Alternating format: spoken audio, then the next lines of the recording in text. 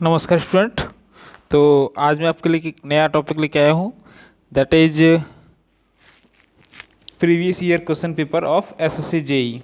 तो हम लोग आज 2016 का previous year question paper solve करेंगे, जो कि 2 मार्च ऑफ 2017 को हुआ था। ठीक है। और इस क्वेश्चन पेपर को मैं 5 पार्ट में कंप्लीट करूँगा, क्योंकि एक पार्ट में कंप्लीट करना इसको पॉसिबल नहीं है, क्योंकि बहुत सारा सिलेबस है इसका और इसके जो क्वेश्चन हैं उनको सॉल्व करने में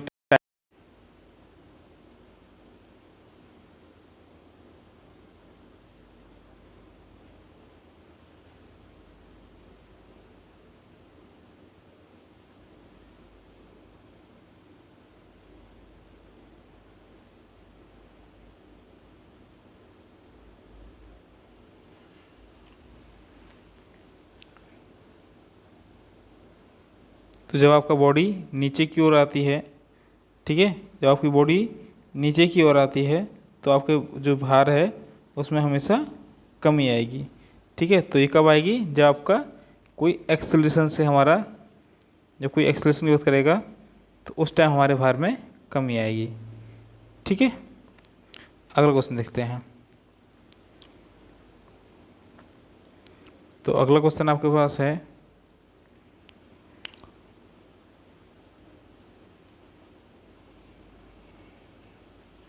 a body is thrown vertically upward with a velocity of 980 centimeter per second. Then the time the body will take to reach the ground. तो यहाँ पर आपको टाइम निकालना है कि यदि कोई बॉडी को आपने फेंका हुआ है तो वो कितने देर सेकंड बाद आपका नीचे आएगी। ठीक है। और उसे डायरेक्टली आप वर्टिकल अपवार्ड फेंका है। ठीक है। तो देखिए, जब भी हम ऐसा बात करते हैं कि हमारी कोई बॉडी कितना ऊपर जाएगी, कितना नीचे जाएगी और कितना टाइम लेगी, तो ऐसे क्वेश्चन को सॉल्व करने के लिए हमें एंगल को समझना बड़ा ज़रूरी होता है। ठीक है। और एंगल को समझने के लिए हमें जो फार्मूला आपको होता है कि अपना गति के 3 नियम पढ़े होंगे, ठीक है, उसी के अकॉर्डिंग आपका जब हमारा वर्टिकली बॉडी जा रही है तो हमें स्टार्टिंग वेलोसिटी और लास्ट वेलोसिटी की बात करेंगे, और उसमें एक्सेलरेशन के लिए भी आपको वैल्यू दी हुई होगी। तो ऐसे केस में हम लोग फार्मूला यूज करेंगे v equal to u minus g t, क्योंकि हमने बॉडी को ऊपर फेंका हुआ। तो फार्मूला हमारा होगा v equal to u minus g t. ठीक है। तो जब इस फार्मूले में आप देखेंगे तो यहाँ जो u की वैल्यू है वो कितनी है? 980 980 आपकी है, 980 मीटर सेंटीमीटर पर सेकंड। ठीक है। ये आपकी वैल्यू है। और यहाँ जो आपको g की वैल्यू दी हुई है, ठीक है, तो g की वैल्यू हम जानते हैं कितनी होती है, वो होती है 980 सेंटीमीटर पर सेकंड। सेंटीमीटर में निकालते हैं हम। तो सबसे पहले क्या करेंगे हम लोग, यहाँ पर जो आपका ये क्वेश्चन है, इसमें क्वेश्चन में क्या होगा, ये पूछ रहा है कि आपका ज़मीन पर दोबारा पहुँचने में कितना समय लगेगा।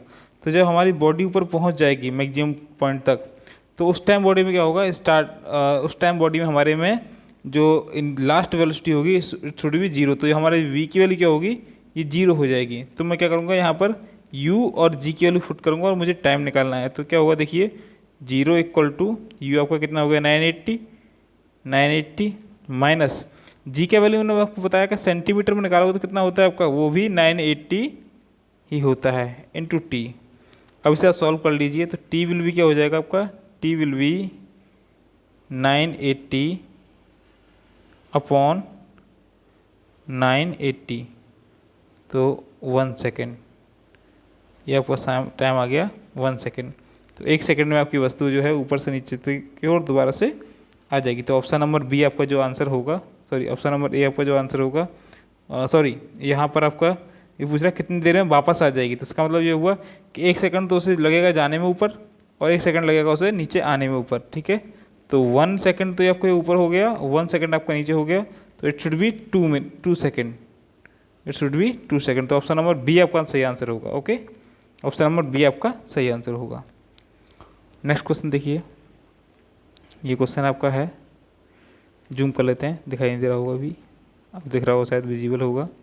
ठीक है। तो ये कह रहा है कि the figure below show a weight of 20 kilogram suspended at one end of cord and a force of 30 kilogram applied at another end of cord passing over a pulley, neglecting weight of rope and pulley, tension in cord will be. तो हमें यहाँ पर जो आपका diagram देख रहे हो वो ऐसा है कि यहाँ आपका एक ये पुली है ऐसा, ठीक है। इस पर आपका एक रस्से के थ्रू इस तरीके से आपने कोई वेट हैंग कर रखा है, ठीक है। और इस वेट का वैल्यू आपको दी हुई है 20 किलोग्राम। और इसको यहाँ जो आपने होल्ड किया हुआ है, फोर्स जो लगाया आपने, सॉरी 20 किलोग्राम, और जो आपने फोर्स लगाया वहाँ फोर्स लगाया आपने यहाँ पर, और इसका वैल्यू आपको दिया हुआ है F का वैल्यू 30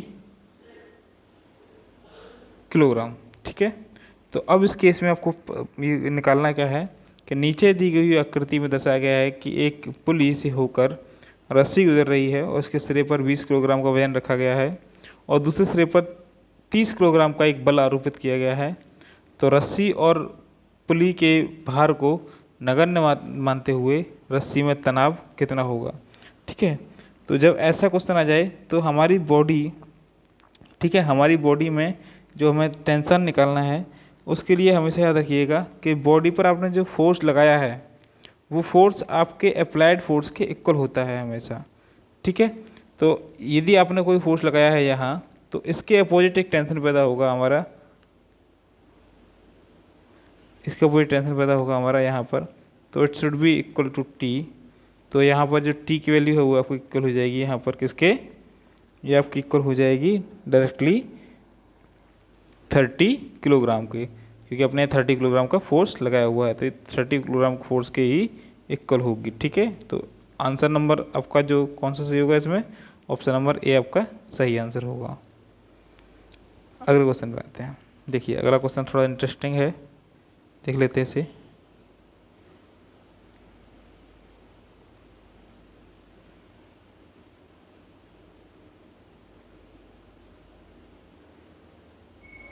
देखिए ये आपका क्वेश्चन है,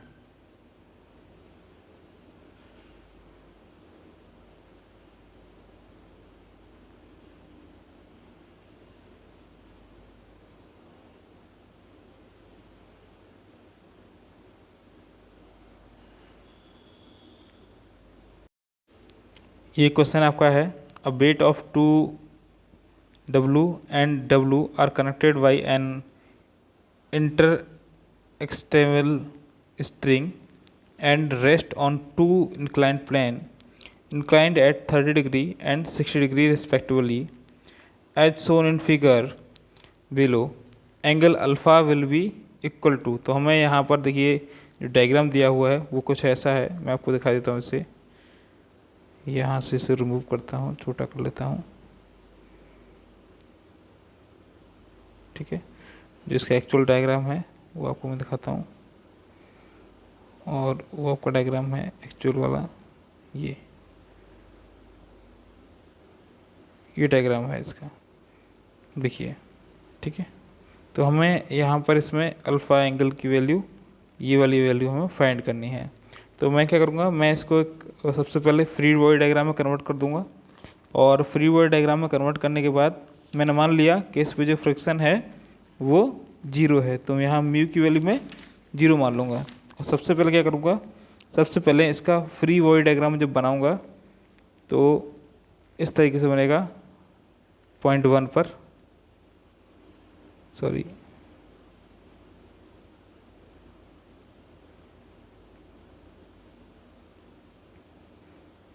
देखिए, तो आप यहाँ जब उस पर फ्री बॉडी डायग्राम बनाओगे तो इस तरीके से बनेगा। तो यहाँ आपका क्या होगा, जो टी है, टी साइन अल्फा है आपका, ये टी साइन अल्फा है आपका, वो इसके अपोजिट डब्लू साइन 60 के इक्वल हो जाएगा। तो यहाँ लिख दिया मैंने T sine alpha equal to W sine 60, ठीक है। अब यहाँ से मुझे T sine alpha equal to W sine 60 लिखा है, तो साइन 60 की वैल्यू कितनी होती है, √3/2 होती है। ठीक है। तो मैंने यहाँ पर लिख सकता हूँ मैं ऐसे कि T sine alpha equal to W √3/2। ठीक है, ये क्वेश्चन नंबर 1 मान लेता हूँ। अब उसके बाद मैं क्या करता हूँ, जो मेरा दूसरा पॉइंट है, जो मेरा दूसरा पॉइंट था, उस पर मैं फ्री बॉडी डायग्राम बनाऊंगा। ठीक है, उस पर मैं फ्री बॉडी डायग्राम बनाऊंगा, जो कि आपका ये वाला पॉइंट था ना। देखिए, समझ लीजिए एक बार, जो आपको पहला पॉइंट ये वाला है, पहला पॉइंट आपका ये वाला है, जो कि अपने यहाँ एफ बना दिया इसका, और सेकंड पॉइंट आपका ये वाला है। तो यहाँ पर सेकंड वाले एफ के लिए सिर्फ एक टेंशन वाला काम करेगा फोर्स, ये टी डब्ल्यू आपका है ही। ठीक है, और इस पर कोई ज़्यादा फोर्स काम नहीं करेंगे, हम इन्हीं को रिजॉल्व कर लेंगे। ठीक है, तो हम बात करते हैं, देखते हैं इसका सेकंड वाले का कैसा है हमारा। तो सेकंड वाले का आपको एफ फ्री बॉडी डायग्राम इस तरीके से दिखाई देगा, यहाँ आप देख रहे होंगे ये वाला।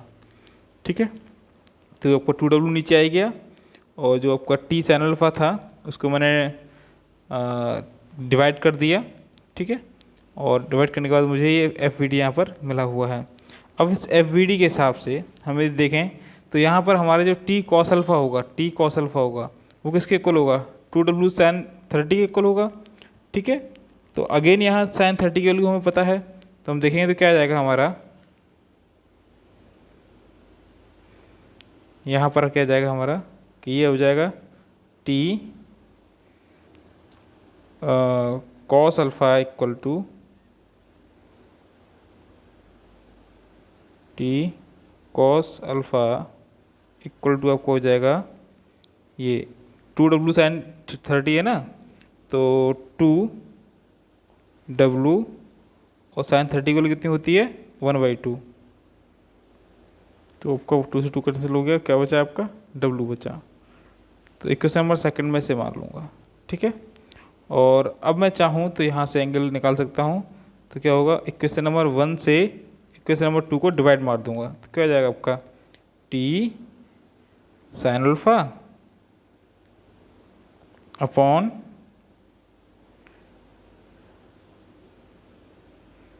T cos alpha equal to, ऊपर पहले क्या था आपका W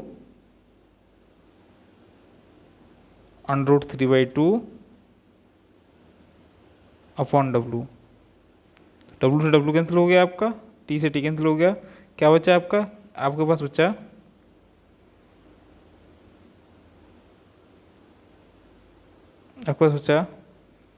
tan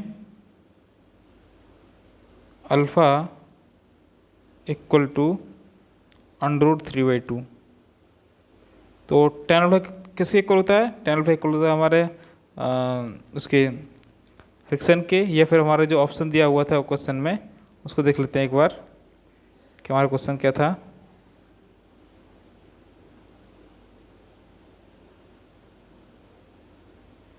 ये हमारा क्वेश्चन था,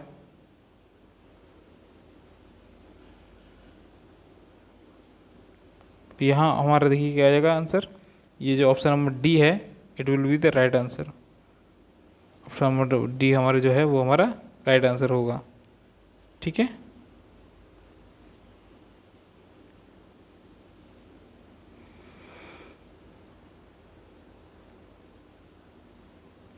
चलिए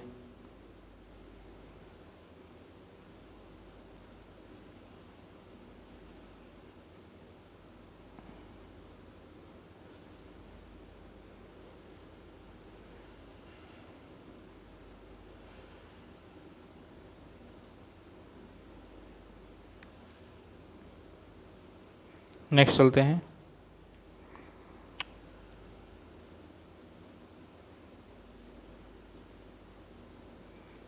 तो इसमें हमारा सबसे पहले इसको देख लेते हैं कहाँ है।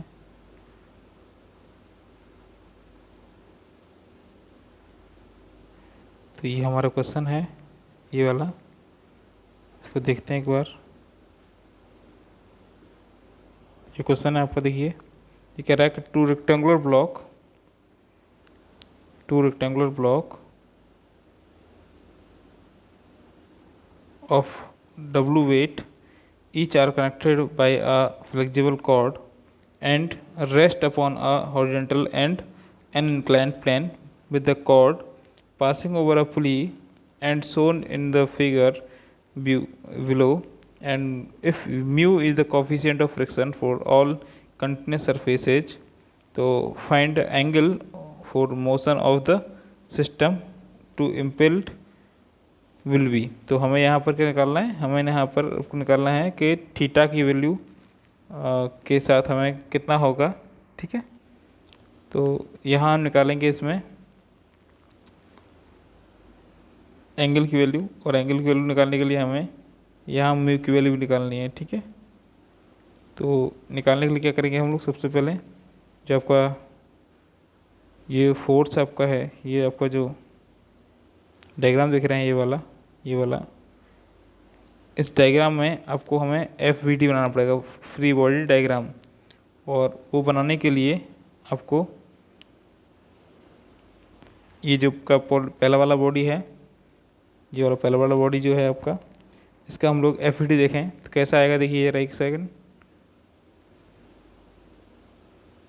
ये कुछ ऐसा आएगा।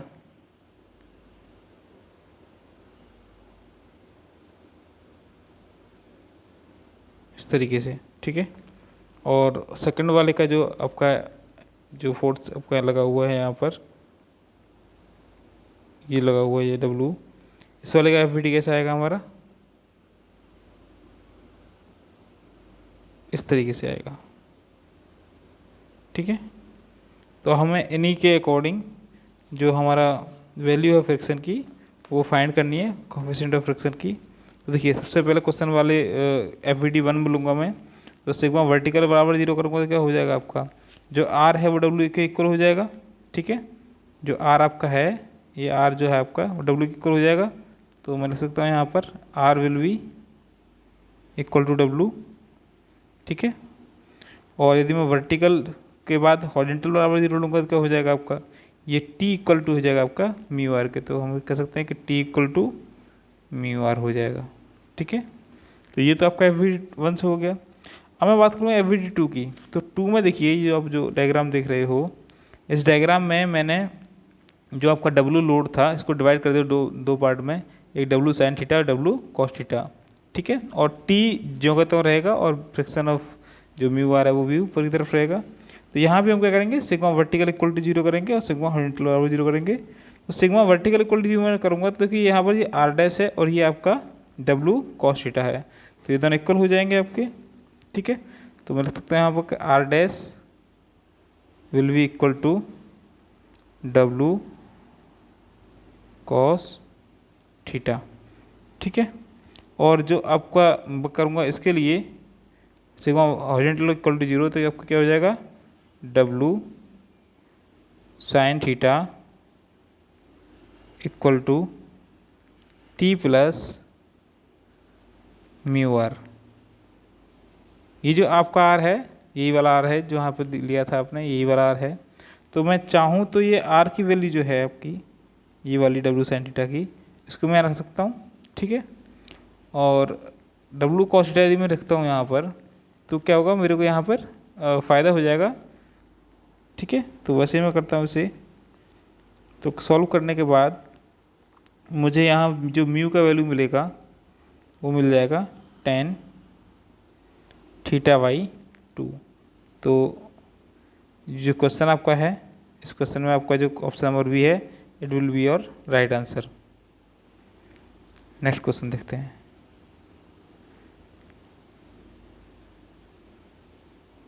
देखिए ये आपका नेक्स्ट क्वेश्चन आ गया है, तो बता रहा है centre of gravity of 10 into 15 into 5 centimetre cube will be.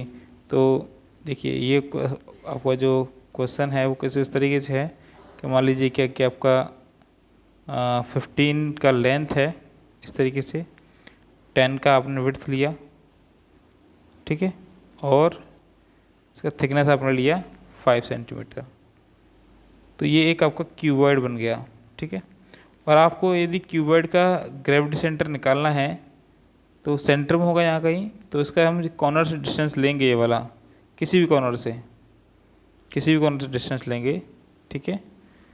तो वो जो डिस्टेंस आपका आएगा it should be equal to 8.75, calculate कर सकते हैं आप इसका। तो ऑप्शन नंबर जो सी है आपका वो राइट आंसर होगा, ठीक है। नेक्स्ट क्वेश्चन,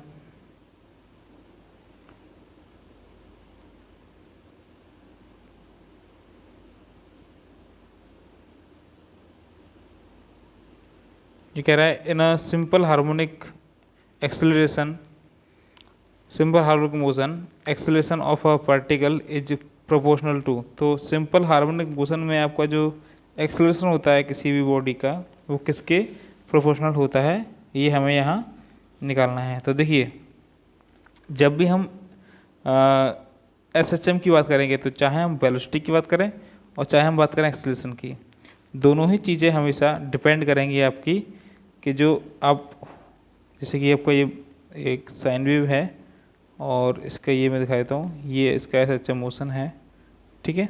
तो जो इसका एम्पलीट्यूड होगा y की वैल्यू जो होगी, वर्टिकल डिस्टेंस जो होगी, ठीक है, वो कितना ऊपर जा रही है, इसी पे इसका वेलोसिटी डिपेंड करेगा और इसी पे इसका एक्सेलरेशन डिपेंड करेगा। तो डायरेक्टली लिख सकते हैं, क्या लिख सकते हैं इस पर कि किस पे डिपेंड करेगा ये, ठीक है। कैसे कैसे लिखेंगे इसको, तो इसका आंसर क्या होगा हमारा, जो आपका डिस्टेंस जो है बाई उस पर डिपेंड करेगा, तो डिस्प्लेसमेंट पर करेगा, ठीक है। किस पर करेगा, डिस्प्लेसमेंट पर करेगा, ओके। नेक्स्ट क्वेश्चन,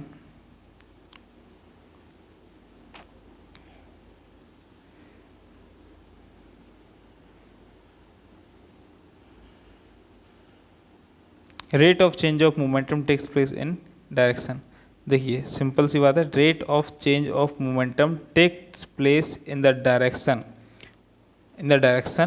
अब यदि हमारा कोई बॉडी मूव कर रही है, तो वो मूव कैसे कर रही है। यदि कोई हमारी बॉडी है मान लीजिए, ठीक है, तो आपने बॉडी को मूव कैसे कराया हुआ है, आपने कोई इस पर फोर्स अप्लाई किया होगा तभी तो लगाया, चल रहा है आपको बॉडी ये, ठीक है। Rate of change of momentum क्या है, फोर्स ही तो है। तो जिस डायरेक्शन में आपने फोर्स लगाया होगा, बॉडी का जो मोशन होगा वो भी उसी डायरेक्शन में ही होगा, बॉडी का मोशन जो होगा वो भी क्या होगा, उसी डायरेक्शन में होगा। तो कहाँ होगा, to applied load. Question number next,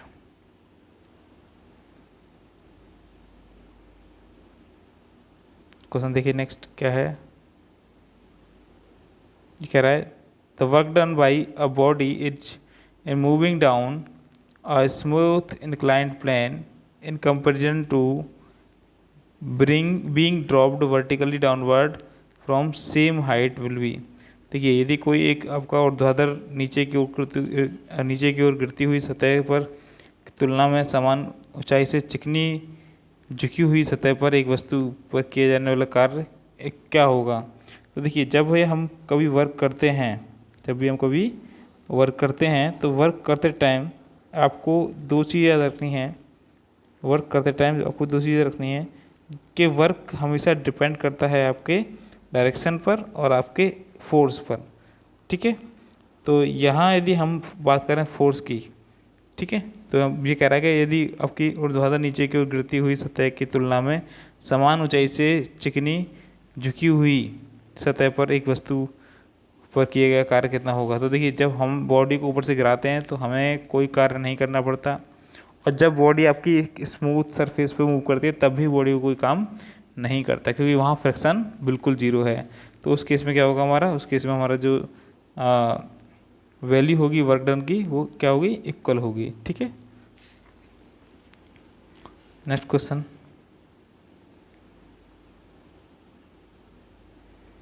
rate of change of momentum is proportional to, सब दुनिया जानती है इसको, तो किसके इक्वल होगा आपका, rate of change of momentum किसके इक्वल होगा बताइए, अरे भैया फोर्स के इक्वल होता है, ठीक है।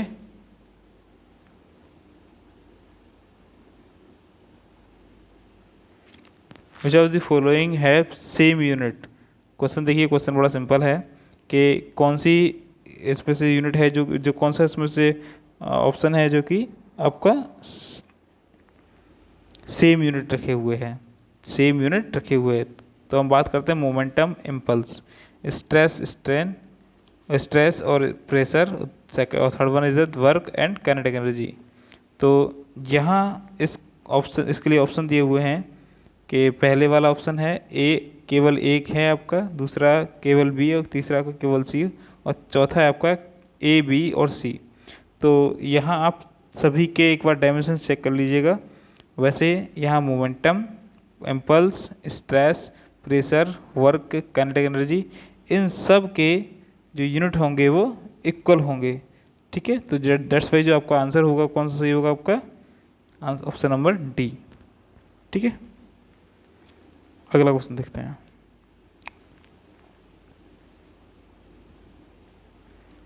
A ball thrown up, the sum of kinetic energy and potential energy will be maximum। देखिए, जब हम कोई भी बॉडी को ऊपर फेंकते हैं, ठीक है, तो क्या होता है, हमारी बॉडी का धीमे धीमे वेलोसिटी कम होता जाता है, मगर law of conservation of energy आप जानते हो क्या होता है कि आपकी energy a one form to another form change हो जाएगी, मगर नेगलेक्ट नहीं होगी, जीरो नहीं होगी, नष्ट नहीं होगी। तो ठीक है, तो उसी के बिहाफ पर मैं कह सकता हूँ कि जो आपका एनर्जी होगी किसी बॉडी की, चाहे वो किसी भी पॉइंट पर हो, चाहे वो किसी भी पॉइंट पर हो, ठीक है, तो हमें उसकी एनर्जी यदि निकालनी है और यदि हमें पता करना है कि उसकी एनर्जी कितनी है, ठीक है, तो इसके लिए मैक्सिमम कहाँ होगी ये आप याद रखिएगा कि चाहे हम ग्राउंड पे बात करें, चाहे हम कोई एक मैक्सिमम पॉइंट पे चले जाएं, चाहे हम बीच में चले जाएं, जो टोटल एनर्जी होगी उस पॉइंट की, जो उस वर्क पीस की, वो हर जगह पर इक्वल ही रहेगी। ठीक है, तो आपका जो ऑप्शन नंबर डी है it should be right answer. Next question, which of the following is not a dimensionless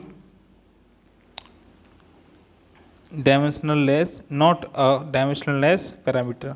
तो इनमें से ऐसा कौन सा पैरामीटर है जो कि डायमेंशनलेस नहीं है, मतलब ये रेनॉल्ड नंबर हम लोग निकालते हैं, रेनॉल्ड नंबर 2000 से 4000, 4000 से 4000 तक लेते हैं, तो क्या होता है, वो नंबर ही तो होता है, सिर्फ वो हम लोग नंबर ही तो लेते हैं।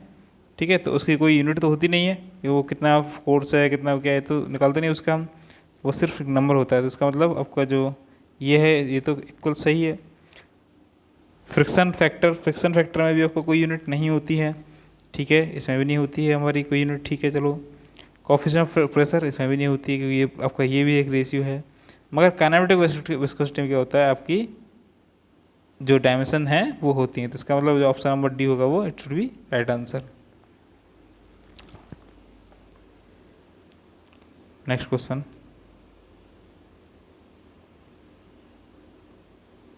निकल गया भाई। हाँ, the specific speed of a pump is define as, specific speed क्या होती है भाई, जो आपका यूनिट हेड में यूनिट डिस्चार्ज कर सके, वो किसी भी मशीन की आपकी स्पेसिफिक स्पीड होती है। ठीक है, जो कि किसी भी यूनिट हेड से यूनिट जो आपका डिलीवरी है, जो डिस्चार्ज है, उससे यूनिट हेड आपका इंक्रीज कर सके। ठीक है, that is called specific speed.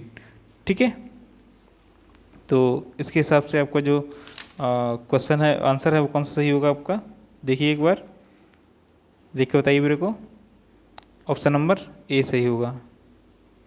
ठीक है, ऑप्शन नंबर ए आपका सही आंसर होगा। चलिए आगे चलते हैं, क्वेश्चन नंबर 18।